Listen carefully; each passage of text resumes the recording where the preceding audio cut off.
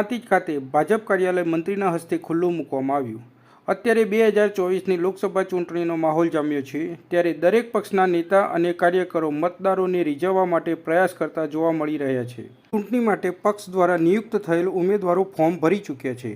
દરેક ક્ષેત્રમાં પક્ષના કાર્યાલય ખુલ્લા મૂકવામાં આવી રહ્યા છે, ત્યારે લોકસભા ચૂંટણીમાં ઉમેદવારી નોંધાવનાર શોભનાબેન બારૈયાના ભારતીય જનતા પાર્ટીના કાર્યાલયને મંત્રી બળવંતસિંહ રાજપૂતના હસ્તે રિબિન કાપી દીપ પ્રાગટ્ય કરીને વિધિવત રીતે એપ્રોચ રોડ પર કાર્યાલય ખુલ્લું મૂકવામાં આવ્યું હતું। આ પ્રસંગે મંત્રી બળવંતસિંહ રાજપૂત, ઉમેદવાર શોભનાબેન બારૈયા, જિલ્લા પ્રમુખ કનુભાઈ પટેલ, ધારાસભ્ય ગજેન્દ્રસિંહ પરમાર, પીડી ઝાલા, મહામંત્રી વિજયભાઈ પંડ્યા, પૂર્વ ધારાસભ્ય જયસિંહ ચૌહાણ, મહેન્દ્રસિંહ બારૈયા, કિસાન મોરચા પ્રમુખ હિતેશભાઈ પટેલ,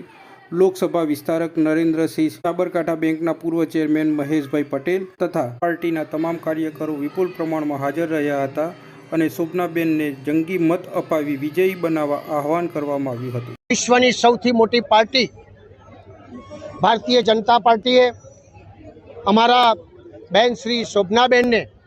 જ્યારે ઉમેદવાર તરીકે અહીં આગળ જાહેર કર્યા છે। આજે પાતીજમાં એમનું કાર્યાલયનું ઉદ્ઘાટન હતું। પાતીજ એ એમનો વિસ્તાર છે અને મને આનંદ એ વાતનો થયો કે સમગ્ર અમારા ભારતીય જનતા પાર્ટીના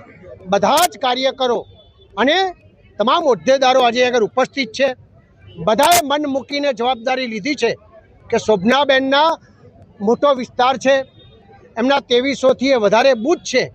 ત્યારે અમે બધા બેનના ઉમેદવાર તરીકે ફરીને આખા પાતીજની અંદર લોકોને જે પ્રકારે આદરણીય પ્રધાનમંત્રી નરેન્દ્રભાઈ મોદી સાહેબે 10 વર્ષમાં કામ કર્યું છે, 12 વર્ષ ગુજરાતમાં કર્યું છે, ભારતીય જનતા પાર્ટીએ જે કર્યું છે એ પ્રકારની બધા જ લોકો પાસેથી જશે, લોકોને વાત કરશે અને આવનાર સમયમાં 2047 સુધી ભારતીય જનતા પાર્ટી શું કરવાની છે અને જે ચૂંટણી ઢંઢેરો છે એ ચૂંટણી ઢંઢેરાની વાત